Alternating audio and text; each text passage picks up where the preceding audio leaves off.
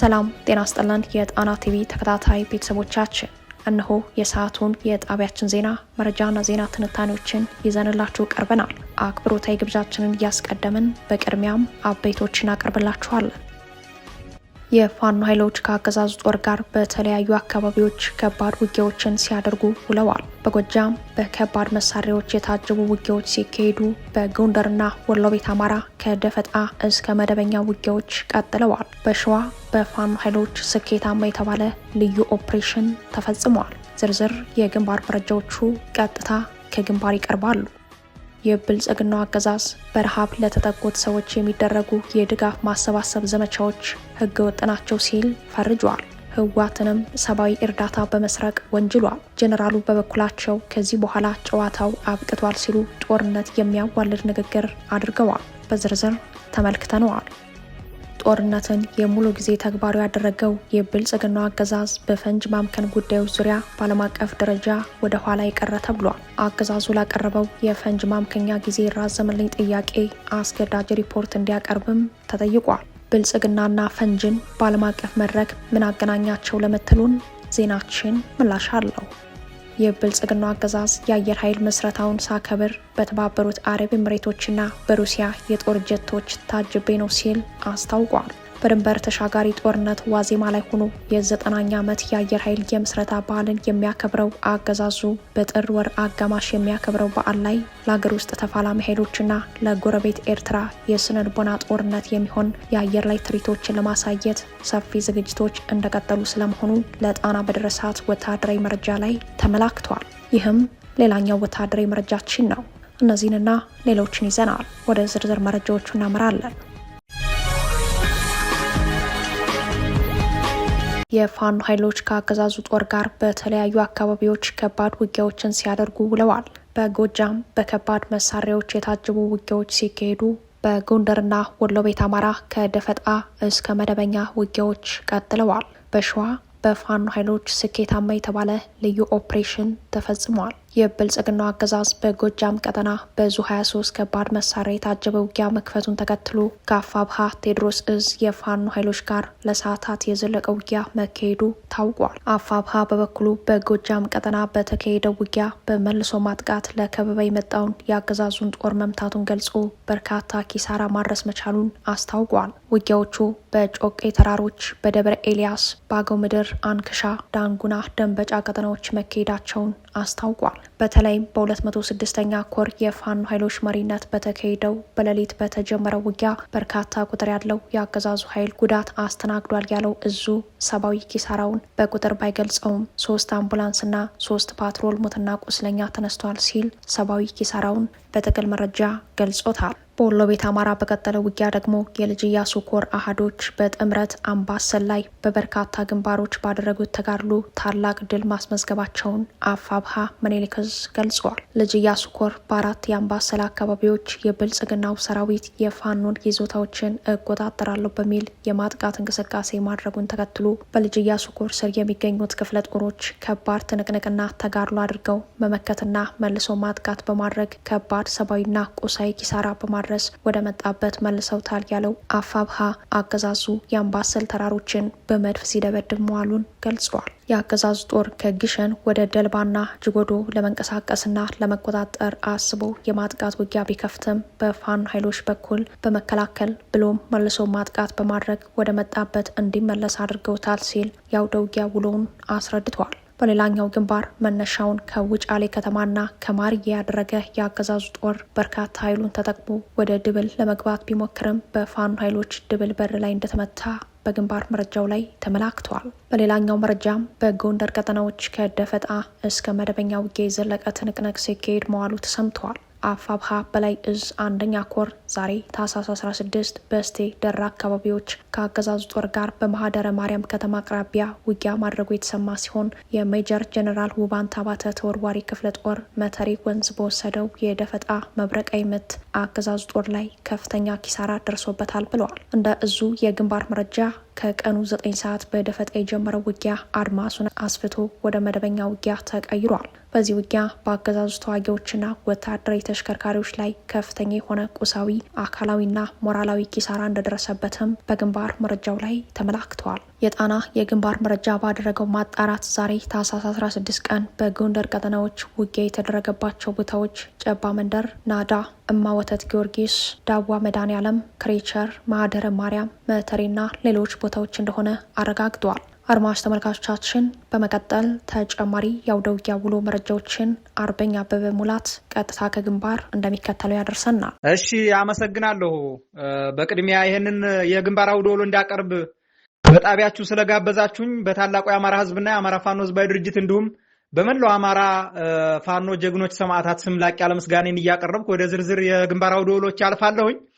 የአማራ ፋኖ ህዝባዊ ድርጅት የታህሳስ 16 2018 ዓ.ም የአውደ ውጊያ ውሎን በተመለከተ በሸዋሮቢት ከተማ በአገዛዙ ኮማንዶ ስብስብ ላይ ጥቃት ተፈጸመ።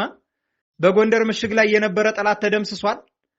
ታህሳስ 16 2018 ዓ.ም እንግዲህ በሸዋሮቢት ከተማ የአገዛዙ ኮማንዶ በጀግኖቹ የአማራ ፋኖ ህዝባዊ ድርጅት ሸዋ ጠቅላይ ግዛት እዝ መሐመድ ቢሆነ የኮሩ ቃኞችና የወንዱ አስቻለው ደሴ ክፍለ ጦር ቃኞች የተጠና እርምጃ ወስደውበታል በጠላት ላይ። የኮሩ ልበ ሙሉ ጀግኖች በጥምረት በሸዋሮቢት ከተማ መሽጎ በተቀመጠው የአገዛዙ ጦር መካከል ድረስ ሰርገው በመግባት መብረቃዊ ጥቃት ፈጽመውበታል። ይመጣብኛል ብሎ ያላሰበውና የተዘናጋው የጠላት ጦር ላይ ጀግኖቻችን በቦምብና በስናይፐር በቆፈረው ምሽግ ሙትና ቁስለኛ አድርገውት በክብር ወደ ቦታቸው ተመልሰዋል። በዚህ የተደናገጠው የጠላት ኃይል ባገኘው ቦታ ሁሉ ንጹሃኖች ላይ ባነጣጠረ መልኩ የጥይት ናዳ እንደ ፈንድሻ በአራቱም ማዕዘን ሲተኩስና ሲደናበር አድሯል። በሌላ ግንባር ታህሳስ 15 2018 ዓ.ም አመሻሹ ላይ የአማራ ፋኖ ህዝባዊ ድርጅት ጎንደር ጠቅላይ ግዛት እዝ ዞብላምባ ዞብልጃኖ ክፍለ ጦርና በጌምድር ክፍለ ጦር በጋራ በመሆን በሰሩት የተጠና ኦፕሬሽን ከፍተኛ ቁጥር ያለው የጠላት ኃይል ተደምስሷል። እንግዲህ ጭልጋ ወረዳ ጫንድባ ከተማ መሽጎ የነበረው የኦህዴድ ብልጽግና ሰራዊት ከመሽጉ ሳይወጣ ሙሉን ወደ አስከሬንነት ተቀይሮ አድሯል ማለት ነው። በዚህም የተደናገጠው ጠላት ከፍተኛ ወከባ በንጹሃኖች ላይ ሲፈጽም መቆየቱ አይዘነጋም ማለት ነው። ለዛሬው እንግዲህ ያለኝ የግንባር መረጃ ይሄንን ይመስላል። ትግሉ ተጠናክሮ ይቀጥላል። በቀጣይ የግንባር አውደ ውሎች እስከምንገናኝ ድረስ ክብርና ሞገስ ለሰማዕታት። ድል ለአማራ ፋኖ ህዝባዊ ድርጅትና የአማራ ፋኖ ሁሉ። ድል ለአማራ ህዝብ፣ ድል ለኢትዮጵያ ህዝብ። ታህሳስ 16 2018 ዓ.ም አርበኛ አበበ ሙላቱ ነኝ ከአማራ ፋኖ ህዝባዊ ድርጅት ምክትል የህዝብ ግንኙነት መምሪያ ኃላፊና የአማራ ፋኖ ህዝባዊ ድርጅት ሸዋ ጠቅላይ ግዛት እዝ ዋና ቃል አቀባይ። አመሰግናለሁ። የብልጽግናው አገዛዝ በረሃብ ለተጠቁት ሰዎች የሚደረጉ የድጋፍ ማሰባሰብ ዘመቻዎች ህገወጥ ናቸው ሲል ፈረጀ። ህወሓትንም ሰብአዊ እርዳታ በመስረቅ ወንጅሏል። በትግራይ ተከሰተ በተባለው ረሃብ ዙሪያ የብልጽግናው አገዛዝና ህወሓት ወደ ቃላት ጦርነት አምርተዋል። ብልጽግና ረሃቡን ፖለቲካ ነው ሲለው፣ ህወሓት በበኩሉ አጋጣሚውን ተጠቅሞ ትዕግስትም ልክ አለው የሚል መግለጫ ወጥተዋል። በዛሬው ዕለት በብልጽግናው አገዛዝ በኩል በተሰጠ ተጨማሪ ምላሽ በማህበራዊ ሚዲያ አማራጮች በቡድንም ሆነ በተናጠል የሚደረጉ የድጋፍ ማሰባሰብ ዘመቻ የአሰራር ስርዓትን የጣሱ ህገወጥ አካሄዶች ናቸው ሲል በይኗል። የኢትዮጵያ አደጋ ስጋት አመራር ኮሚሽነር ሽፈራው ተክለማርያም ህወሓት ህዝብን በረሃብ በመቅጣት ለፖለቲካ መሳሪያነት የመጠቀም ተግባሩን ዳግም በትግራይ ህዝብ ላይ እያሳየ ነው ሲሉ በብርቱ ወንጅለዋል። ህወሓት የፌዴራል መንግስት በትግራይ ክልል በመጠለያ ማዕከላትና በልማታዊ ሴፍትኔት መርሃ ግብር የሚያቀርበውን ሰብአዊ ድጋፍ ለተፈለገው ዓላማ እንዳይውል እያደረገ ነው ሲሉ የከሰሱት ኮሚሽነሩ የሰሞኑ የህጻጽ መጠለያ ጣቢያ ማስረጃ መሆኑን ተናግረዋል። የብልጽግናው ሹመኛ አክለው ህወሓት ይህን ያደርግበታል ያሉትን ምክንያት ሲያስረዱ በትግራይ ክልል በመጠለያ ጣቢያዎች ለሚገኙ ወገኖች የሚቀርብን ሰብአዊ ድጋፍ በመንጠቅ ድራማዊ ፕሮፓጋንዳ ማስተጋባት መሆኑን አመልክተዋል። ዓለም አቀፍ ማህበረሰብም የፌዴራል መንግስት በግልጽ መረጃና ማስረጃ የሚልከው ሰብአዊ ድጋፍ የት እንደገባ መጠየቅ አለበት ያሉት ሽፈራው በቡድኑ የሐሰት ፕሮፓጋንዳ መደናገር እንደሌለበትም አሳስበዋል። የፌዴራል መንግስት አስተማማኝ ድጋፍ እያደረገ ነው ሲሉ የሚከራከሩት ኮሚሽነሩ ሙግታቸውንም በአሃዝ አስደግፈዋል። በዚህም በትግራይ ክልል ከባለፈው ጥር 2017 ጀምሮ እስከ ታህሳስ ወር 2018 ድረስ 2 ሚሊዮን ኩንታል በገንዘብ ሲተመን 32 ቢሊዮን ብር የሚገመት ሰብአዊ ድጋፍ መሰራጨቱን አስታውቀዋል። ይሁንና ህወሓት በትግራይ ክልል ሰብአዊ ድጋፍ ተደራሽ እንዳይሆን በማስተጓጎል ድጋፉን ከችግረኛ ዜጎች በመንጠቅ ዳግም የህዝብ ጠላትነቱን እያረጋገጠ ይገኛል ሲሉ ከባድ ክስ አቅርበዋል። ህወሓትን በብርቱ የወነጀሉት የኢትዮጵያ አደጋ ስጋት አመራር ኮሚሽነር ሽፈራው በተናጠልም ሆነ በቡድን የሚደረጉ የድጋፍ ማሰባሰብ ዘመቻዎችም የአሰራር ስርዓትን የጣሱ ህገወጥ አካሄዶች ናቸው ሲሉ ተናግረዋል። የተለያዩ የማህበራዊ ሚዲያ አማራጮችን በመጠቀም ሰብአዊ ድጋፍ በማሰባሰብ ላልተገባ ዓላማ እየዋሉ የሚገኙ አካላት ከድርጊታቸው ሊታቀቡ ይገባል ሲሉም የብልጽግናው ሹመኛ ማሳሰቢያ ሰጥተዋል። ይህ ዜና እስከተጠናቀረበት አመሻሽ ድረስ ህወሓትም ሆነ የትግራይ ጊዜ አስተዳደር ለጉዳዩ የሰጠው ምላሽ የለም። እንዲያም ሆኖ በትናንትናው ዕለት አንድ የህወሓት ጄኔራል ከዚህ በኋላ ጨዋታው አብቅቷል፣ እንዋጋለን ማለታቸው ተሰምተዋል። ሜጀር ጄኔራል ዮሐንስ ወልደ ጊዮርጊስ ጆን መዲድ ባስተላለፉት መልእክት በጠላቶቻችን በኩል የፕሪቶሪያ መዘባበቻ አብቅቷል፣ ጨዋታው አብቅቷል ብለዋል። ጄኔራሉ አክለውም እኛ እንደ ሰራዊት ማንኛውንም እርዳታ ጭነን ሳይሆን የምንመጣው እናንተን ጭነን ነው ወደ ቤታችሁ የምንመልሳችሁ ሲሉም ጦርነት የሚያዋልድ ንግግር አሰምተዋል። ጦርነትን የሙሉ ጊዜ ተግባሩ ያደረገው የብልጽግናው አገዛዝ በፈንጅ ማምከን ጉዳዮች ዙሪያ በዓለም አቀፍ ደረጃ ወደ ኋላ ይቀረ ተብሏል። አገዛዙ ላቀረበው የፈንጅ ማምከኛ ጊዜ ራዘምልኝ ጥያቄ አስገዳጅ ሪፖርት እንዲያቀርብም ተጠይቋል። በኢትዮጵያ በተለያዩ ዘመናትና ቦታዎች በተካሄዱ ጦርነቶች መሬት ላይ ተቀብረው የቀሩ ጸረ ሰው ፈንጂዎችን ለማምከን ሀገሪቱ በፈረመችው ስምምነት መሰረት ፈንጂዎችን ማምከን ባለመቻሏ የብልጽግናው አገዛዝ የፈንጅ ማምከኛ ጊዜ ይራዘምልኝ ጥያቄ ማቅረቡ ተሰምቷል። በየዓመቱ አስገዳጅ የአፈጻጸም ሪፖርት የማቅረብ ግዴታ ያለበት መንግስት ባለፉት ተከታታይ ዓመታት በሀገር ውስጥ ጦርነት መጠመዱን ተከትሎ ምንም አይነት የፈንጅ ማምከን ስራ አለመስራቱ ነው የተጠቆመው። ኢትዮጵያ እንደ ሀገር እንደ አውሮፓውያን አቆጣጠር በ2024 በፈረመችውና የኦታዋ ስምምነት በመባል የሚታወቀውን የጸረ ሰው ፈንጂዎች ምርት ጥቅም ግብይትና ክምችት ለማገድ በወጣው ስምምነት መሰረት የተቀበሩ ፈንጂዎችን እንድታጸዳ ያስገድዳል። በዚህ ውል አንቀጽ 5 መሰረት በተለያዩ የሀገሪቱ ክፍሎች የተቀበሩ ጸረ ሰው ፈንጂዎችን እንዲወገዱ የተሰጠው የጊዜ ገደብ ተፈጻሚ ያለመሆኑ ተሰምተዋል። ከዚህ ቀደም ለ2 ጊዜ የተራዘመ ሲሆን ባለፈው ዓመት ለ3ኛ ጊዜ እንዲራዘም ጥያቄ መቅረቡን ተከትሎ አገዛዙ አስገዳጅ ሪፖርት እንዲያቀርብ ተደርጎ እንደተራዘመለት በጉዳዩ ዙሪያ የወጡ መረጃዎች ያሳያሉ። በኢትዮጵያ ከፍተኛ የጸረ ሰው ፈንጂ አምካኝ ባለሙያ የሆኑት ኮሎኔል አበራ ዛናው የአማራ ሕዝብ የህልውና ትግልን መቀላቀላቸውን ተከትሎ የመከላከያ ተቋም ከፍተኛ የአፈጻጸም ችግር እንዳጋጠመውም ተሰምተዋል። ኮሎኔል አበራ ዛናው በጎንደር ቀጠና የሚንቀሳቀሱ የፋኖ ኃይሎችን በማሰልጠንና በማደራጀት በህልውና ትግሉ ላይ ከፍተኛ የሚባል የትግል አሻራቸውን በመወጣት ላይ እንደሚገኙ ይታወቃል። እኒህ ከፍተኛ ባለሙያ በተለያዩ የውጭ ሀገራት ያገኙትን የፈንጅ ማምከን ሙያ በሀገራቸው ላይ በመተግበር ላይ በነበሩበት ወቅት በአማራ ህዝብ ላይ ይፋዊ ጦርነት መከፈቱን ተከትሎ ኮሎኔሉ የፋኖ ኃይሎችን ከተቀላቀሉ በኋላ በሀገሪቱ ይህ ነው የሚባል የጸረ ሰው ፈንጅ ማምከን ስራ አለመሰራቱን ወታደራዊ መረጃዎች ይጠቁማሉ።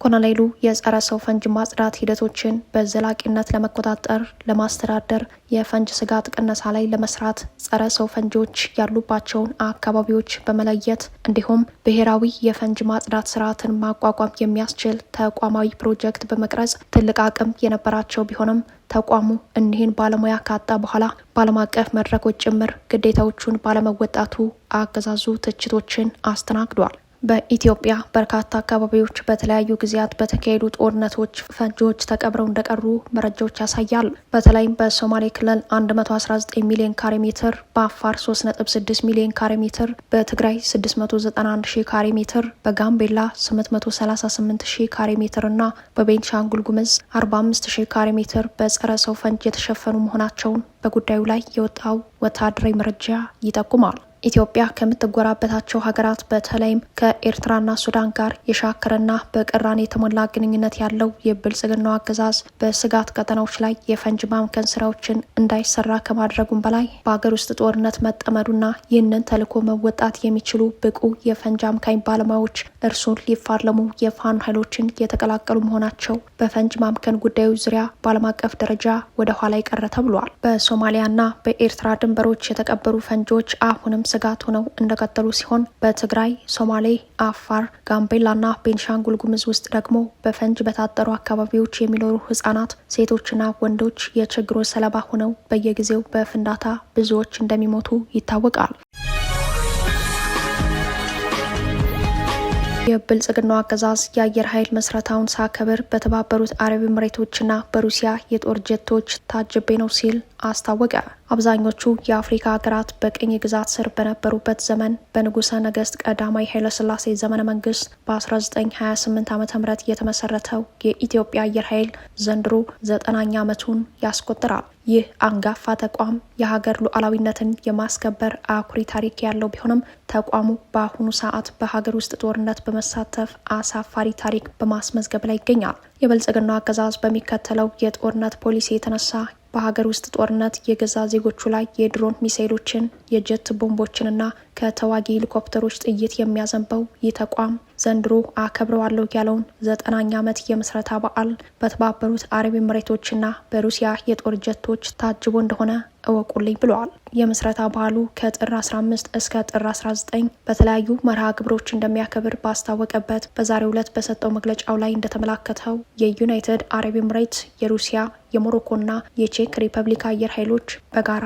የአየር ትርኢት እንደሚካሄድ ገልጸዋል። አየር ኃይሉ ዘንድሮ የሚያከብረው የምስረታ በዓል በሀገር ውስጥ ከቀጠለው ጦርነትና ከኤርትራ ጋር የገባበትን ወታደራዊ ፍጥጫ ታሳቢ ያደረገ የስነ ልቦና ጦርነት እንዲሆን ታሳቢ ያደረገ ዝግጅት እንደሆነ አስተያየቶች ከወዲሁ በመሰጠት ላይ ናቸው። እንደ ጣና ወታደራዊ ምንጮች የሩሲያና የቼክ ሪፐብሊክ አየር ኃይሎች በዚህ ፕሮግራም ትርኢት ለማሳየት የሚታደሙት ሀገራቱ ከብልጽግናው አገዛዝ ጋር በጦር መሳሪያ ሽያጭ ጋር የገቡት ስምምነት ያለ ከመሆኑም ጋር እንደሚያያዝ የጠቆሙ ሲሆን በንጉሳዊ ስርዓት የምትመራው ሞሮኮ ከግብጽ ጋር ባላት ያለመግባባት ችግር አጋር ትሆናለች በሚል በተባበሩት አረብ ኤሚሬቶች አግባቢነት እንደተጋበዘች ነው የተጠቆመው። በድንበር ተሻጋሪ ጦርነት ዋዜማ ላይ ሆኖ የ90ኛ ዓመት የአየር ኃይል የምስረታ በዓልን የሚያከብረው የብልጽግናው አገዛዝ በጥር ወር አጋማሽ የሚያከብረው በዓል ላይ ለሀገር ውስጥ ተፋላሚ ኃይሎችና ለጎረቤት ኤርትራ የስነ ልቦና ጦርነት የሚሆን የአየር ላይ ትርኢቶችን ለማሳየት ሰፊ ዝግጅቶች እንደቀጠሉ ስለመሆኑ ለጣና በደረሳት ወታደራዊ መረጃ ላይ ተመላክተዋል። የሀገርን ሉዓላዊነት በማስከበር ረገድ አኩሪ ታሪክ የነበረው የኢትዮጵያ አየር ኃይል ዛሬ ላይ በሀገር ውስጥ ጦርነት የአንድ ፓርቲን ስልጣን ለማስጠበቅ በገዛ ዜጎቹ ላይ የሚያዘንበውን የድሮን ሚሳኤል የአቅም መለኪያ አድርጎ የሚያቀርበው ተቋሙ በአመራር ምደባና በሰው ኃይል ባለሙያ ስምሪቱ በኦህዴድ ብልጽግና ሰዎች የተሞላ እንደሆነ መረጃዎች ያሳያሉ። የጥቁር አንበሳ የአየር ትርኢት በሚል ለሚካሄደው የአየር ላይ ትርኢት የተመረጡ አብራሪ ፓይለቶችም ከዚያው ከኦህዴድ ብልጽግና መንደር ስለመሆናቸው ነው በመረጃው ላይ የተመለከተው። ህወሓት የሰው አልባ የውጊያ አውሮፕላን ተቆጣጣሪዎችን እያሰለጠነ ነው ተባለ።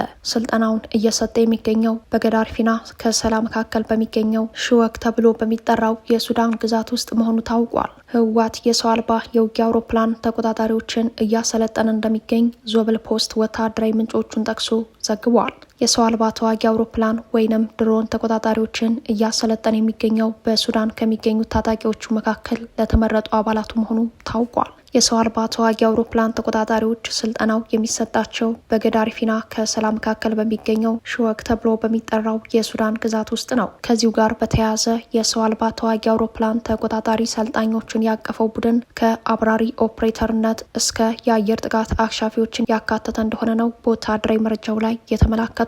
አሰልጣኞችን በመመደብና አጠቃላይ የስልጠና ቁሳቁስ ግብዓቶችን በማቅረብ የግብጽ መንግስት ድጋፍ ማድረጉን ለጉዳዩ የቀረቡ ምንጮች ጠቁመዋል።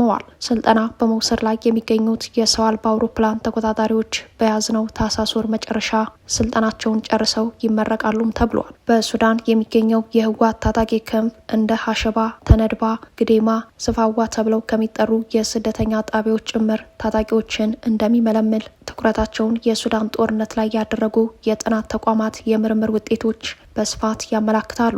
በሱዳን የሚገኙት የህወሓት ተዋጊዎች በሀገሪቱ እየተካሄደ ባለው የውክልና ጦርነት በጄኔራል አልቡርሃን የሚመራውን የሱዳን ብሔራዊ ጦር ተቀላቅለው በሲንጃ፣ ስናር፣ ሀሳይሳ፣ ዋድ መድኒ፣ እምዱርማን፣ ፋውና ደንበሊያ ተብለው በሚጠሩ አካባቢዎች በተካሄዱ አውደ ውጊያዎች መሳተፋቸው ይታወቃል። በተጨማሪም በገድ ሀሪፍ በኩል ከዚሁ የድንበር ቀጠና በመነሳት በወልቃይት ላይ ትንኮሳ በመፈጸም የወረራ ሙከራ ሲያደርጉ የቆዩት የአርሚ 7 ታጣቂዎች ህወሓት በተዘጋጀበት ጦርነት ለመሳተፍ ዝግጅት ማድረጋቸው በመዘገብ ላይ ነው። በተለይም በህወሓትና ብልጽግና መካከል የተፈረመው የፕሪቶሪያው የሰላም ስምምነት ተግባራዊ አለመደረጉና ስምምነቱን የሚጥሱ የተለያዩ ወታደራዊና ፖለቲካዊ እንቅስቃሴዎች መታየታቸውን ተከትሎ በርካቶች ዳግም ጦርነት ሊቀሰቀስ ይችላል የሚለው ስጋታቸው ተጨባጭ እንደሆነ ዞብል ፖስት በዘገባው ገልጸዋል። በህወሓትና ብልጽግና መካከል ዳግም ጦርነት የሚቀሰቀስ ከሆነ ህወሓት በብዙ ዙር ካሰለጠናቸው ኮማንዶዎች ጎን ለጎን በስልጠና ላይ የሚገኙትን የሰው አልባ ተዋጊ አውሮፕላን ተቆጣጣሪዎችን ጨምሮ በሱዳን ለሚገኙ ታጣቂዎች ወታደራዊ ግዳጅ ሊሰጥ እንደሚችል ከዚህ ቀደም በስፋት መዘገባችን ይታወሳል። ክቡራትና ክቡራን ቤተሰቦቻችን ለሰዓቱ የተሰናዱት መረጃዎቻችን የተከታተሏቸዋቸውን ይመስሉ ነበር። አብራችሁን ስለቆያችሁ ልባዊ ምስጋናችን ይድረሳችሁ እያልን የጣና ቲቪ ወቅታዊ ዜናዎች፣ ትንታኔዎችና ልዩ ልዩ ፕሮግራሞች እንዲደርሷችሁ ቻናላችን ሰብስክራይብ በማድረግ ቤተሰብ ይሁኑ። በተሳትፎ የትግል ሚዲያው እንዲያጠናክሩ ጥሪያችን እናቀርባለን። ጣና ቲቪ ከሀቅ ጋር